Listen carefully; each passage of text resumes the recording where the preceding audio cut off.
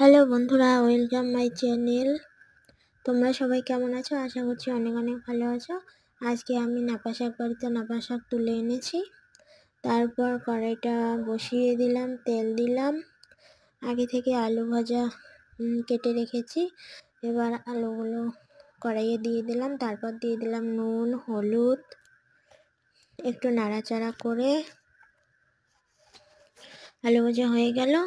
এখন আমি শাকের ঝোল করব। ওখানে দিলাম পেঁয়াজ, লঙ্কা, রসুন, পাঁচফোড়ন, তেল দিয়ে একটু নাড়াচাড়া করে শাকগুলো দিয়ে দেব।